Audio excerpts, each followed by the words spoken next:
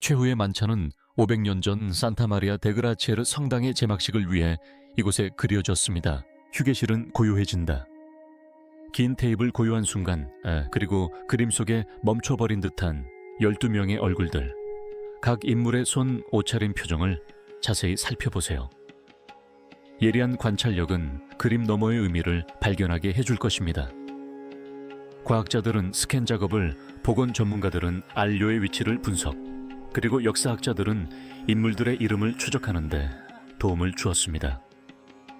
어떤 이들은 그림 속에 비밀 코드가 숨겨져 있다고 주장하고, 또 어떤 이들은 환경적 요인과 여러 차례의 복원 작업으로 인해 이러한 형상들이 생겨났다고 말합니다. 수세기 동안 이어져 온 서투르고 표현력이 부족했던 복원 시도들을 벗겨내고 이제는 섬세하고 세련된 선들을 만들어냈습니다.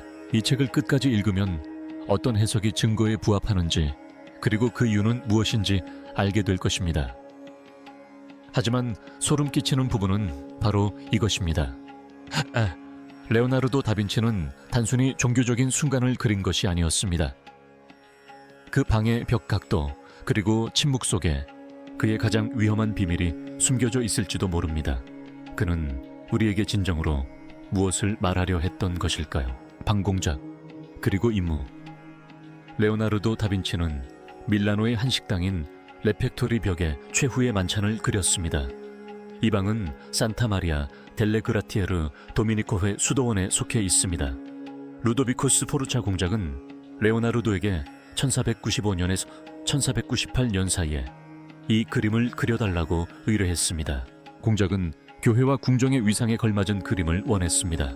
수도원 내 식당은 수도사들이 식사를 하는 공공장소였고, 방문객들은 공작의 저택과 교회를 함께 볼 수 있었습니다.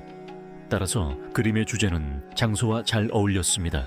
최후의 만찬은 함께 나누는 식사이자 기독교 역사에서 중요한 사건을 보여줘주 싶으면이다.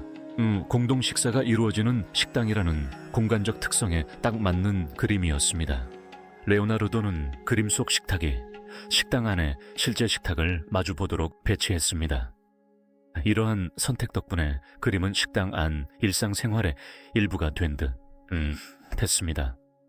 레오나르도가 작업한 벽면 패널의 크기는 대략 가로 4.6m, 세로 8m입니다. 이 그림은 조반니 도나토 다몬토파노의 작은 작품인 십자가형 맞은편에 걸려 있습니다. 벽화 위쪽에는 건축적 요소와 채색 장식이 있어 작품을 예배당 및 스포츠 가족과 연결시켜줍니다. 이러한 배치는 그림을 기도 정치 전시의 공간에 위치시켰습니다. 레오나르도는 인간적인 장면을 표현하고자 하는 목표로 작업에 임했습니다.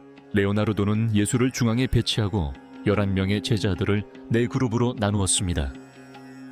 각 그룹은 서로 다른 표정을 짓고 있습니다. 손, 머리, 몸은 그림 전체에 걸쳐 짧은 장면들을 만들어냅니다.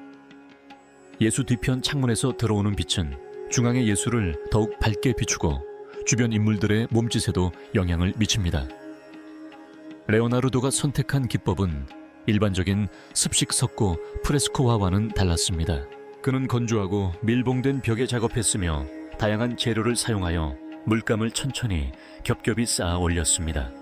이러한 접근 방식 덕분에 부드러운 가장자리, 자연스러운 피부톤의 조화, 그리고 섬세한 디테일을 표현할 수 있었습니다. 이 덕분에 레오나르도는 작업을 진행하면서 인물들의 얼굴과 몸짓을 수정할 수 있었습니다. 이러한 작업 방식은 그에게 섬세한 표현을 제어할 수 있게 해주었을 뿐만 아니라 물감이 젖은 석고 속으로 스며들지 않고 표면에 머무르게 했습니다. 이 작품은 밀라노의 더 큰 건축 프로그램의 일환으로 의뢰되었습니다. 도나토 브라한테와 같은 건축가들이 당시 밀라노에서 활발하게 활동했습니다. 공작의 궁정은 음악 조각, 그리고 새로운 건축물들을 후원했습니다. 레오나르도는 공작을 위해 일하는 동안 그림과 과학 연구를 병행했습니다. 산타마리아 델레가티에르 성당에서의 활동은 그를 15세기 후반 밀라노를 변화시킨 예술가 기술자 후원자들의 모임에 합류하게 했습니다. 레오나르도는 그림을 천천히 그렸습니다. 기록에 따르면 그는 인물들의 자세를 시험해보고 손동작을 다듬고 세부 묘사를 수정하는 데 시간을 들였습니다. 그는 인물들을 낮은 벤치에 앉혀있고 그림을 그린 방의 건축 양식을 실제 공간의 반영으로 활용했습니다. 이 작품은 균형 잡힌 서사적 전개와 예수에 대한 차분한 집중을 보여줍니다. 구도와 규모는 공간과 후원자의 요구에 부합했습니다. 이 작업에는 뛰어난 기술 상상력, 그리고 재료와 공간에 대한 현명한 판단이 필요했습니다. 주제, 선정 벽면의 크기의 의뢰인, 그리고 방과의 조화는 모두 레오나르도 다빈치의 작업 방식에 영향을 미쳤습니다. 최후의 만찬은 권력과 숭배와 관련된 의뢰로 시작되었지만 새로운 기법과 창의적인 디자인을 시험하는 작품이 되었습니다. 이 작품은 예술신앙 그리고 공작의 대중적 이미지를 완벽하게 연결시켜 주었습니다. 하지만 여기에 숨겨진 반전이 있습니다. 레오나르도의 천재성은 동시에 그의 가장 큰 도박이었습니다. 최후의 만찬에 은밀한 빛을 부여한 바로 그 기법이 작품의 연약한 운명을 결정짓게 된 것입니다. 과연 이토록 아름다운 작품이 얼마나 오래 살아남을 수 있을까요? 레오나르도 다빈치는 어떻게 그렸으며 시간은 그림에 어떤 영향을 미쳤을까? 레오나르도 다빈치는 최후의 만찬을 제작할 때 느린 기법을 사용했습니다. 그는 석고로 밀봉된 벽에 마른 층을 더집혀 그림을 그렸습니다. 젖은 석고 위에 작업하는 대신 유화와 템페라를 섞어 사용했습니다. 이러한 기법 덕분에 피부톤을 자연스럽게 블렌딩하고 부드러운 경계를 표현할 수 있었습니다. 또한 작업을 진행하면서 얼굴과 몸짓을 수정할 수 있었습니다. 그는 프레스코 화보다 더 부드러운 빛과 섬세한 디테일을 표현하고자 했습니다. 하지만 이러한 기법은 시간이 흐르면서 문제를 야기했습니다. 물감이 새로 바른 석고에 스며들지 않고 벽 표면에 남아있게 된 것입니다. 벽 속의 습기와 염분은 물감을 들뜨게 하고 벗겨지게 했습니다. 또한 연기 먼지 습기가 표면에 달라붙었습니다. 수세기에 걸쳐 사람들은 두꺼운 물감과 단단한 바니쉬를 사용하여 복원을 시도했습니다. 하지만 이러한 복원은 얼굴과 옷의 모습을 변형시켰습니다. 16세기와 17세기 조복원가들은 서둘러 수리를 진행했습니다. 그들은 손상된 부분을 덧칠하고 구멍을 메웠습니다. 18세기와 19세기에는 복제품과 모사품이 유통되면서 당시 사람들이 이 장면을 어떻게 해석했는지 보여주었습니다. 일부 모사자들은 지역적 취향에 맞게 인물의 몸짓이나 얼굴을 바꾸기도 했습니다. 이러한 모사품들 때문에 레오나르도 다빈치의 원래 의도를 파악하기가 더욱 어려워졌습니다. 이 건물은 20세기에 들어서면서 더 큰 피해를 입었습니다. 제2차 세계대전 중에는 폭격을 받기도 했습니다. 미술품을 보호하기 위해 모래주머니를 쌓아 올렸습니다.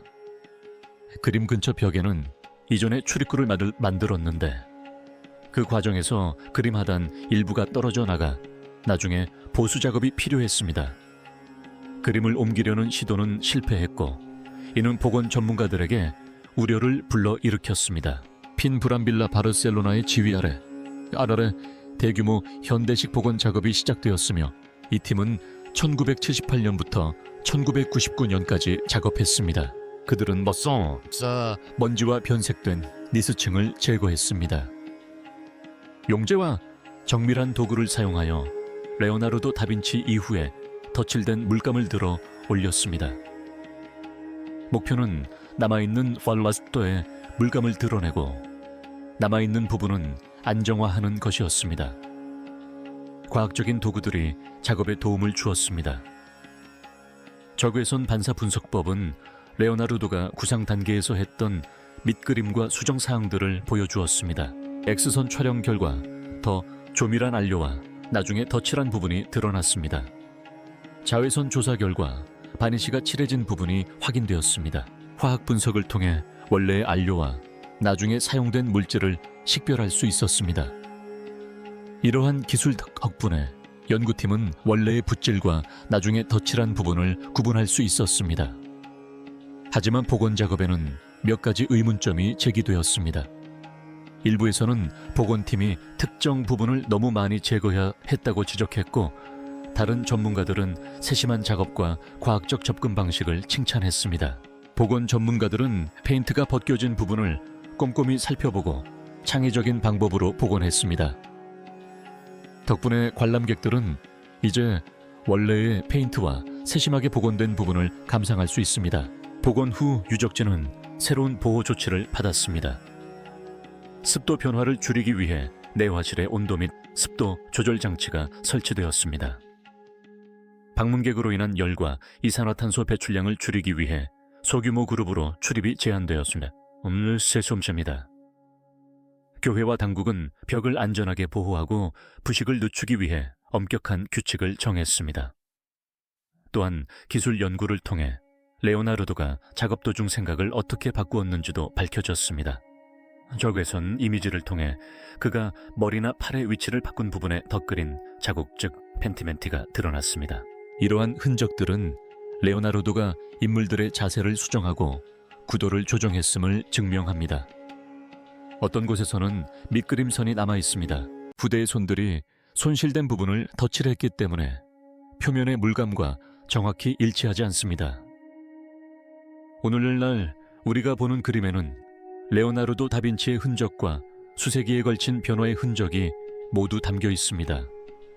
그가 선택한 재료는 세밀한 작업을 가능하게 했지만 표면을 매우 약하게 만들었습니다. 수리 전시, 위협 복원 선택 등 모든 요소가 원래 설계 위에 덧입혀졌습니다. 과학적 연구를 통해 그림의 여러 층을 분리하고 시간이 흐르면서 어떻게 변했는지 알 수 있습니다. 하지만 붓자국과 수세기에 걸친 복원 작업 너머에는 더 깊은 수수께끼가 숨겨져 있습니다. 바로 그림 속 인물들입니다. 예술을 둘러싼 이 인물들은 정확히 누구이며 레오나르도는 왜 이들을 이런 식으로 배치했을까요? 테이블에 앉은 사람들의 이름. 이 그림은 예수를 중앙에 배치하고 그 주위에 12명의 제자를 묘사하고 있습니다. 각 인물은 이름이 있으며 모두 널리 알려진 인물들입니다.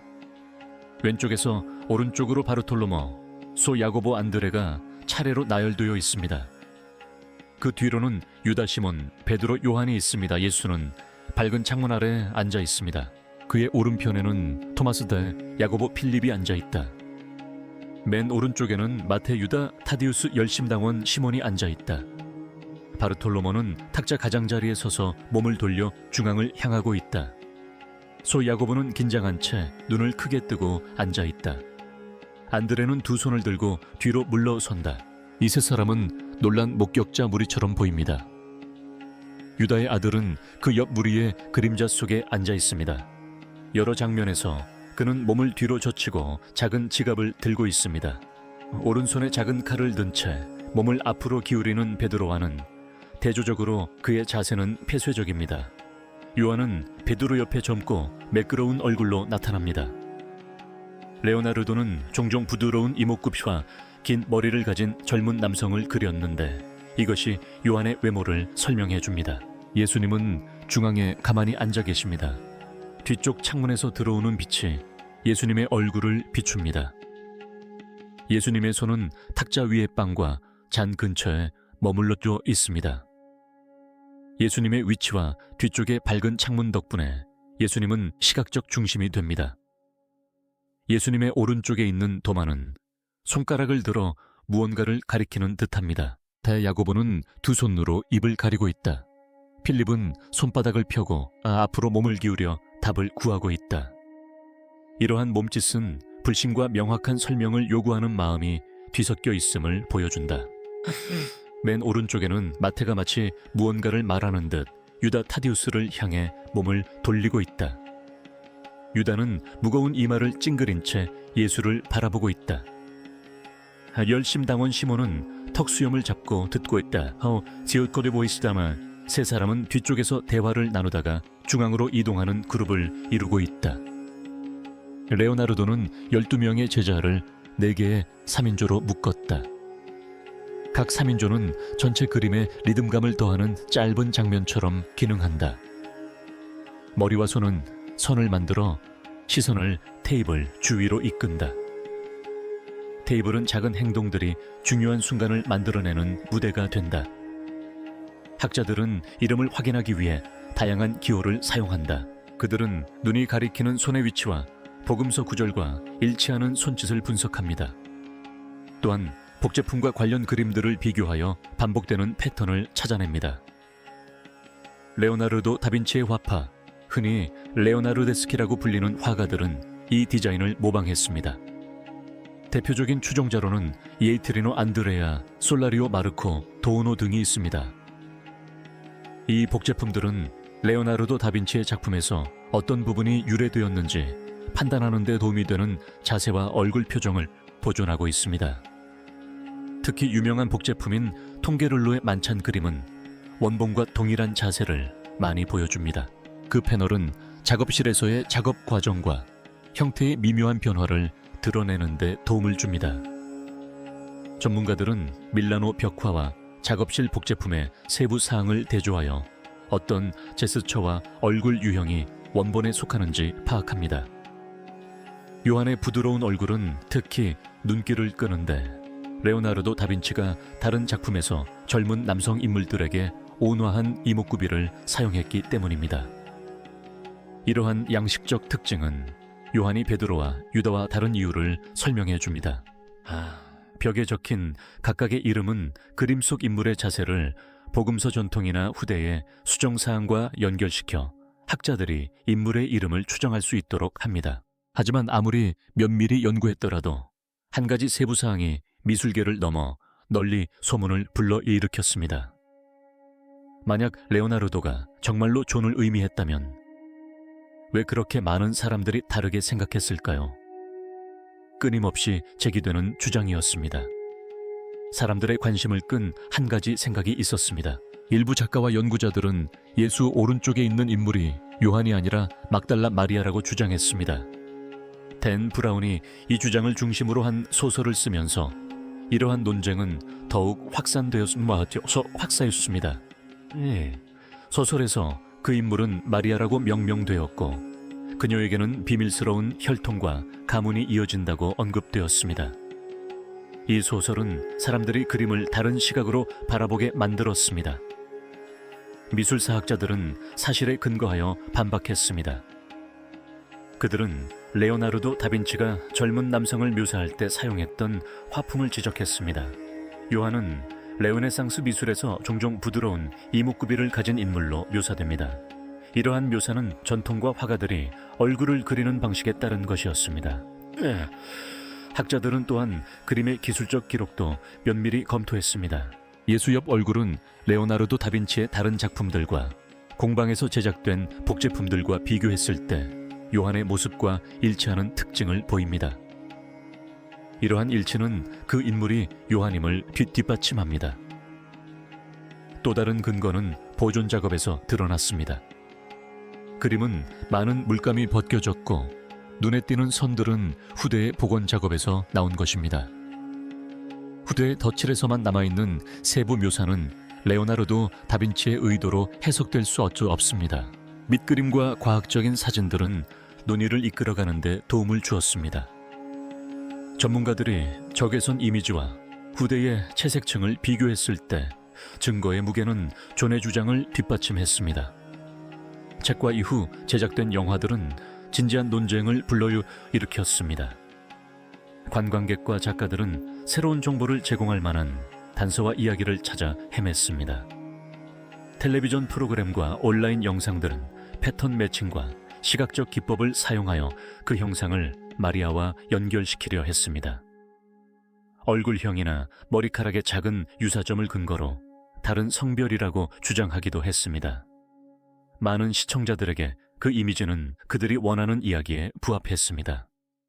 학자들은 마리아설이 증거로서 타당하지 않은 몇 가지 이유를 제시했습니다. 첫째로 레오나르도는 특정 사도들을 묘사할 때 젊은 남성 모델을 사용하고 얼굴을 양식화했습니다. 둘째, 레오나르도 다빈치의 주변 인물들이 제작한 복제품들은 요한과 거의 동일한 인물을 같은 방식으로 묘사하고 있습니다. 셋째, 이미지 분석 기술을 통해 요한을 남성 제자로 묘사한 원본 밑그림이 발견됐으며 쓰셨습니다. 이러한 증거들은 레오나르도가 마리아를 그렸을 가능성을 낮춰주었습니다. 사람들은 이 문제에 대해 각기 다른 접근 방식을 취했습니다. 어떤 이들은 음모론에 근거하여 해석했고 어떤 이들은 사실에 근거하여 추론했습니다. 이러한 의견 차이로 인해 이 그림은 두 가지 유형의 이야기가 펼쳐지는 무대가 되었습니다. 한쪽은 면밀한 연구와 실험 결과에 의존하고 다른 쪽은 패턴 분석과 대중적인 흥미에 의존합니다. 소설과 언론은 이 주장을 계속해서 부추겼고 새로운 영상들은 비밀 결혼과 수정된 교회 역사에 대한 이론을 덧붙였습니다. 일부 저자들은 그 이야기를 뒷받침하기 위해 더 오래된 문헌야, 연이나 특이한 중세시대의 주장들을 찾아냈습니다. 다른 이들은 상징적인 이유로 사용된 고대 미술 작품들을 지적했습니다. 문학 스릴러와 미술사 사이의 간극이 이 이야기를 계속해서 살아있게 만들었습니다. 간단히 말해 막달라 마리아에 대한 생각은 작은 이론에서 대중적인 이야기로 발전했습니다. 전문가들은 스튜디오 복제품 기술 사진, 보존 보고서 등을 근거로 방법론과 인물들을 애시하며 반박했습니다. 그림 속 인물의 진위 여부는 물감 아래의 선과 당시의 확실한 기록물에 달려 있습니다. 이러한 기록들은 그림 속 인물이 막달라 마리아보다는 사도 요한이라는 기존 해석을 뒷받침합니다. 하지만 기존 기록들이 사건을 종결짓는 듯했던 이때 새로운 기술 도구들이 이 문제를 다시 수면 위로 끌어올릴 가능성을 제시했습니다. 수백 년 동안 칠해진 물감 아래 숨겨진 무언가를 기술이 발견해낼 수 있다면 어떨까요? 이번에 인공지능이 실제로 한 일은 무엇일까요? 연구팀은 고해상도 사진 저구해선 반사도, 다중 스펙트럼 스캔 X선, 지도를 기계 학습 프로그램에 입력했습니다. 프로그램은 얼굴 형태 손 위치, 분놀림 빛의 분포를 분석했습니다. 그리고 이러한 패턴들을 레오나르도 다빈치와 그의 주변 인물들이 그린 수백 점의 작품과 비교했습니다. 그런 다음 밀라노 성벽에도 유사한 선들을 그려냈습니다. 소프트웨어는 반복되는 형태, 밑그림의 일치, 그리고 스튜디오 복제본에서의 유사점을 강조했습니다. 그 중에서도 세 가지 분명한 특징이 두드러졌습니다. 첫 번째 특징은 예수 오른쪽에 있는 인물의 턱선 위치 변화입니다. 적외선 밑그림 분석 결과 귀 근처에 곡선이 나타났습니다. 표면의 물감은 그 곡선보다 약간 앞으로 나와 있습니다. 프로그램은 그 곡선을 감파트리노 복제본과 통계를 넣어 패널의 동일한 형태와 일치시켰습니다. 이러한 일치는 후대에 덧칠 뿐만 아니라 원본 레이어에서도 나타납니다. 두 번째 특징은 유다 근처의 손입니다. 밑그림에는 테이블 가장자리 아래쪽에 촘촘하게 움켜쥔 손이 그려져 있습니다. 표면의 물감에서는 손가락이 더 길게 나타납니다.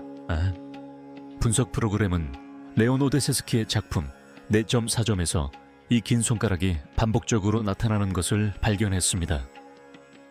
이러한 반복은 해당 손 동작이 덧칠 작업과 의도적인 자세 변화와 관련이 있음을 시사합니다.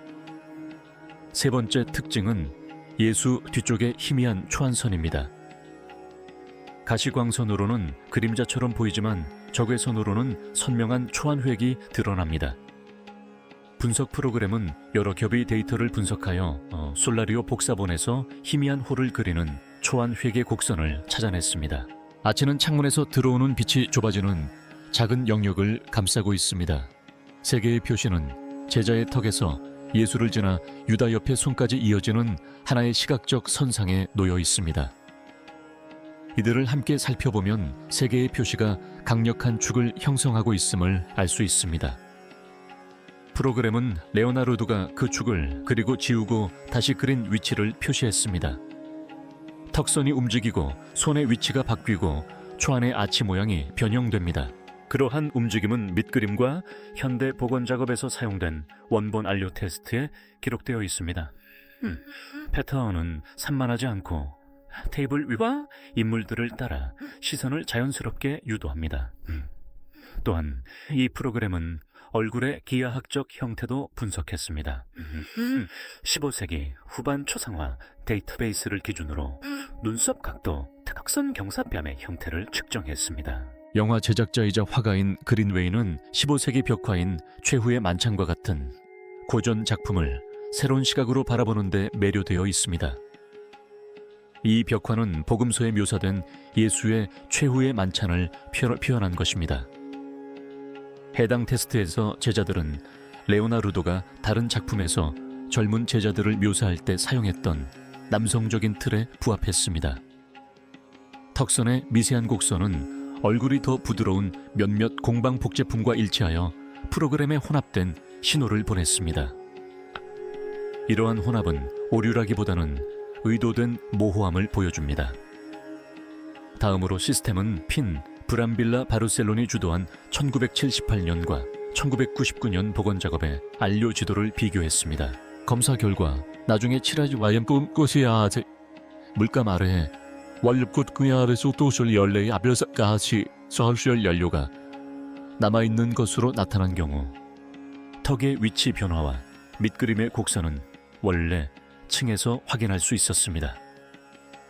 세부 묘사가 나중에 칠해져 차체제 물감 위에만 있는 경우에는 프로그램이 이를 부차적인 것으로 간주했습니다.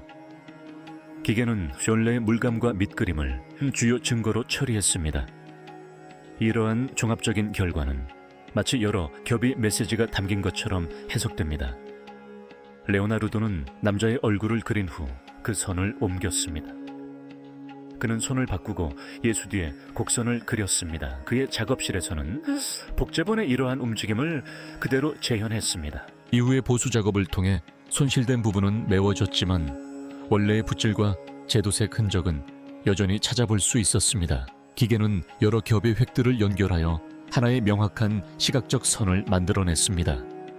이 선은 제자의 위치와 반복되는 몸짓을 통해 예수와 유다를 연결합니다. 이는 자세와 촉감이 장면 속에서 의도적으로 설계된 경로를 따라 시선을 유도하는 계획적인 구성을 암시합니다. 프로그램은 이러한 정렬이 계획 초기 단계에서 의도적으로 이루어졌다고 평가했습니다. 핵심적인 흔적들은 레오나르도 다빈치 시대의 밑그림과 안료 테스트에서 발견되었습니다. 기계는 밑그림 원본 안료, 그리고 작업실에서 제작된 사본들을 아우르는 일관된 축을 찾아내어 턱선 그리고 초안의 곡선을 하나의 계획된 구도로 연결했습니다. 이 축은 레오나르도 다빈치와 그의 작업실을 가로지릅니다. 프로그램에서는 이 축을 그림의 구도에 내재된 의도적인 시각적 표현으로 설명했습니다. 이 축은 우리가 장면을 해석하는 방식에 영향을 미칩니다. 프로그램에서 제시하는 해석은 관계와 순서에 중점을 둡니다. 또한 인물들의 자세와 빛의 선택이 보는 이의 시선을 사로잡도록 의도되었음을 보여줍니다. 축이 나타내는 신호는 정체성 방향, 그리고 동작의 순서와 관련이 있습니다. 오늘날 우리가 보는 그림은 레오나르도 다빈치의 손길 후대의 복원 작업 그리고 작업실의 영향이 혼합된 것입니다. 인공지능은 형태와 패턴을 가리킬 수 있습니다. 하지만 우리 모두 알다시피 최종적인 해답은 밑그림 안료지도 그리고 전문가의 면밀한 연구에 달려 있습니다. 오늘은 여기까지입니다. 더 흥미로운 이야기를 보시려면 다음 영상을 클릭해 주세요. 좋아요, 댓글, 구독도 잊지 마세요. 이 영상을 친구와 가족에게 공유해 주시면 더욱 감사하겠습니다.